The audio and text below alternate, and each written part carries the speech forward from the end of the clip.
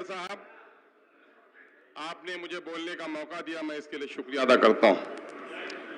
और मैं इस वक्त मोअज़्ज़ज़ वज़ीर आला जनाबे नीतीश कुमार साहब की जानिब से जो विश्वास प्रस्ताव पेश किया गया है, मैं उसके समर्थन में खड़ा हूं। हरचंद के इस गठबंधन ने, चाहे वजीर आला हो या नायब वजीर आला हो, इस गठबंधन ने मेरा समर्थन नहीं मांगा, लेकिन उसके बावजूद भी समर्थन में खड़ा ही नहीं हूं, बल्कि मैं पूरे मंत्रिमंडल को मुबारकबाद भी दे रहा हूं। क्यों दे रहा हूं? उसकी वजह क्या है? उसकी वजह यह है कि मजलिस इत्तेहादुल मुस्लिमीन कभी मुफाद की सियासत नहीं करती, हम वसूलों की सियासत करते हैं। चूंकि संघ परिवार के खिलाफ, भाजपाइयों के नफरत की सियासत के खिलाफ इस गठबंधन को बनाया गया है, मैं इसलिए उसको मैं मुबारकबाद देता हूं। मैं समझता हूं डिप्टी स्पीकर साहब कि इस वक्त बिहार ने अपनी ताकत का फिर से एक मरतबा लोहा मनवा लिया है कि नफरत की वह आंधी जो चल रही थी उसको रोकने का काम किया गया है। लेकिन मैं समझता हूं कि इस वक्त हमारे वजीर आला और नायब वजीर आला दोनों के दो बड़े नारे हैं। एक का नारा है कानून की हुक्मरानी और दूसरे का नारा है समाजी इंसाफ।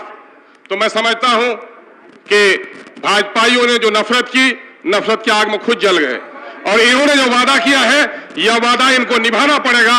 इसलिए मैं गुजारिश करना चाहता हूं। गुजारिश क्या करना चाहता हूं महोदय, कि देश की राजनीति, जब तक देश आजाद न हुआ था सब लोग ये कौम थे, लेकिन देश की आजादी मिलते ही भाषावाद, जातिवाद और क्षेत्रवाद के नारे गूंजे। नतीजा हुआ है कि राजनीति कहीं न कहीं जातिवाद का शिकार हो गई है। जातिवाद के शिकार होने के नतीजे में यादव भाइयों को मौका मिला सत्ता में आने का, यादव समुदाय का भाइयों की तरक्की हुई। कुर्मी भाइयों को मौका मिला, नीतीश कुमार जी आए तो कुर्मी भाइयों को इंसाफ मिला, आगे बढ़ने का मौका मिला। राहुल गांधी आए तो राहुल के परिवार को फायदा मिला। लेकिन मैं पूछना चाहता हूं, अशफाक और हमीदुल्लाह के खानदान के लोगों को कब इंसाफ मिल पाएगा? मैं ये चाहता हूं, मैंने मुतालबा किया है, मैं सरकार के सामने मुतालबा कर रहा हूं, सरकार की तौहीन नहीं कर रहा हूं, कि सरकार अक़लियतों के साथ इंसाफ करने का वादा करती है, वादा निभाए। मैं उम्मीद करता हूं अलीगढ़ के मसले हल होंगे। दफा 371 के तहत जो स्पेशल जोन करार देने की बात सीमांचल से उठी है, जिसका समर्थन जनाब तेजस्वी साहब ने भी जाकर किया है, मैं समझता हूं कि इस पर जरूर यह सरकार विचार करेगी।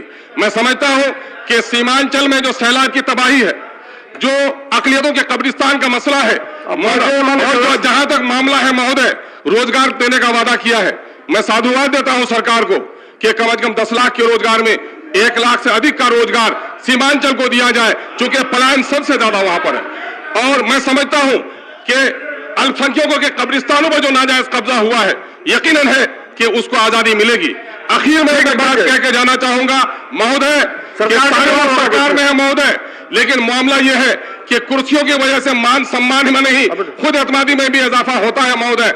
और मैं समझता हूं, मैंने सरकार से अपनी पार्टी की ओर से मुतालबा किया था कि काश आप एक अक़लियत के दरमियान में से एक नायब वज़ीर आला, एक मुख्यमंत्री पेश कर दीजिए, ताकि अक़लियत को, समाज को भी मिले कि चूंकि अक़लियत के समाज में अब की बार का जो गठबंधन की हुकूमत बन रही है, सबसे ज्यादा ढोल और खुशी के पटाखे अगर किसी ने फोड़े हैं तो अक़लियत के समाज के लोगों ने फोड़े हैं। इसलिए अक़लियत के लोगों को इंसाफ दिया जाएगा। मैं उम्मीद और आशा करता हूं कि सरकार अक़लियतों के साथ, दलितों के साथ, SC ST के साथ, बाबा जी के पैरोकारों के साथ इंसाफ करेगी। बहुत बहुत शुक्रिया।